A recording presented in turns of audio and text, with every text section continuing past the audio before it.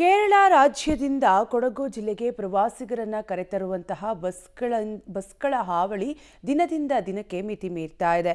ಎಲ್ಲೆಂದರಲ್ಲಿ ಪಾರ್ಕಿಂಗ್, ವೇಗದ ಚಾಲನೆ, ಮಿತಿ ಮೀರಿದ ಶಬ್ದದಲ್ಲಿ ಡಿಜೆ ಬಳಕೆಯಿಂದ ಜನರು ಬೇಸತ್ತು ಹೋಗಿದ್ದಾರೆ. ಈ ಕುರಿತ ಕಂಪ್ಲೀಟ್ ಡೀಟೇಲ್ಸ್ ಇಲ್ಲಿದೆ, ನೀವೇ ನೋಡಿ. ಕೊಡಗು ಜಿಲ್ಲೆಯಲ್ಲಿ ಟೂರಿಸ್ಟ್ ಬಸ್ಗಳ ಹಾವಳಿ, ಧ್ವನಿವರ್ಧಕ ಕಿರಿಕಿರಿ, ಮಿತಿ ಮೀರಿದ ಡಿಜೆ ಬಳಕೆ, ಎಲ್ಲೆಂದರಲ್ಲಿ ಕೇರಳ ಬಸ್ಗಳ ಪಾರ್ಕಿಂಗ್. ಹೌದು, ಕೊಡಗು ಅಂದ್ರೆ ಅದು ಪ್ರವಾಸಿಗರ ಸ್ವರ್ಗ.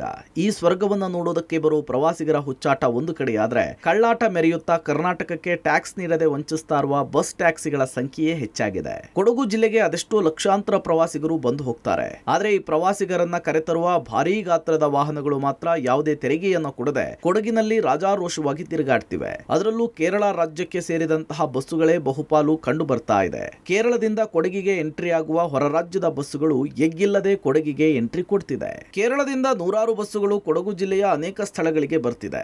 ಕೇರಳದ ಗಡಿ ದಾಟ್ತಾ ಇದ್ದಂತೆ ಟೂರಿಸ್ಟ್ ಬಸ್ಗಳಲ್ಲಿ ಧ್ವನಿವರ್ಧಕಗಳು ಮೊಳಗಲಾರಂಭಿಸುತ್ತೆ. ಸಂಜೆ ಆಗ್ತಿದ್ದಂತೆ ಬಸ್ನಲ್ಲಿ ಬಣ್ಣ ಬಣ್ಣದ ದೀಪಗಳನ್ನ ಹಾಕೊಂಡು ಹೆಚ್ಚಿನ ಶಬ್ದ ಸಂಗೀತದೊಂದಿಗೆ ಕೊಡಗಿನ ಮೂಲಕ ಸಂಚರಿಸುತ್ತವೆ. ಇದರಿಂದ ಶಬ್ದ ಮಾಲಿನ್ಯದ ಜೊತೆಗೆ ರಸ್ತೆಯಲ್ಲಿ ಸಾಗುವ ಇತರ ವಾಹನ ಸವಾರರು ಕೂಡ ಕಿರಿಕಿರಿ ಆಗ್ತಿದೆ. ಪ್ರತಿನಿತ್ಯ ಕೊಡಗಿನ ಪ್ರವಾಸಿ ತಾಣಗಳ ಬಳಿ ಬಹುಸಂಖ್ಯೆಯ ಕೇರಳದ ಟೂರಿಸ್ಟ್ ಬಸ್ಗಳು ಕಾಣಿಸಿಕೊಳ್ತಿವೆ. ಹೆದ್ದಾರಿ ಬದಿ ಹೋಟೆಲ್ಗಳಲ್ಲಿ ಉಪಹಾರ ಅಥವಾ ಊಟಕ್ಕೆ ವಾಹನಗಳ ನಿಲುಗಡೆಯ ಸಂದರ್ಭದಲ್ಲೂ ಕೂಡ ಸಾಮಾನ್ಯವಾಗಿ ಸಂಚಾರಕ್ಕೆ ತೊಡಕುಂಟಾಗಿ ವಾಹನ ದಟ್ಟಣೆ ಕೂಡ ನಿರ್ಮಾಣವಾಗ್ತಿದೆ.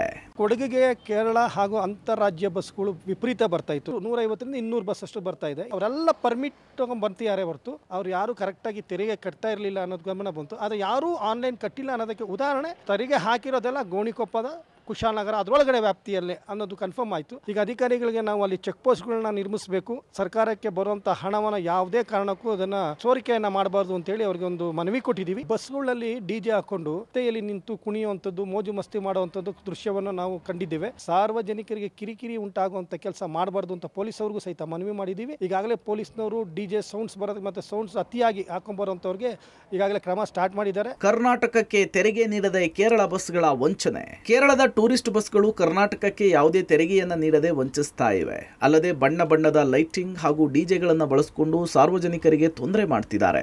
ಇದನ್ನ ಸ್ಥಳೀಯರು ಪ್ರಶ್ನಿಸಲು ಹೋದ್ರೆ ಹೊರ ರಾಜ್ಯದ ಬಸ್ ಚಾಲಕರು ನಿಂದಿಸ್ತಿದ್ದಾರೆ. ಇನ್ನು ಈ ವಿಚಾರವನ್ನ ಸಾರ್ವಜನಿಕರು ಆರ್ಟಿಒ ಅಧಿಕಾರಿಗಳ ಗಮನಕ್ಕೆ ತಂದಿದ್ದಾರೆ. ಅಲ್ಲದೆ ರಾಜ್ಯದ ಗಡಿ ಭಾಗದಲ್ಲಿ ಸರಿಯಾಗಿ ರೀತಿಯ ತಪಾಸಣೆ ಮಾಡದ ಕಾರಣ ಯಾವುದೇ ಭಯವಿಲ್ಲದೆ ಟ್ಯಾಕ್ಸ್ ಗಳನ್ನ ಕಟ್ಟದೇನೆ ಬಂದು ಹೋಗ್ತಿದ್ದಾರೆ. ಇದರಿಂದ ರಾಜ್ಯ ಸರ್ಕಾರದ ಬೊಕ್ಕಸಕ್ಕೆ ಸಾಕಷ್ಟು ನಷ್ಟ ಉಂಟಾಗ್ತಿದೆ.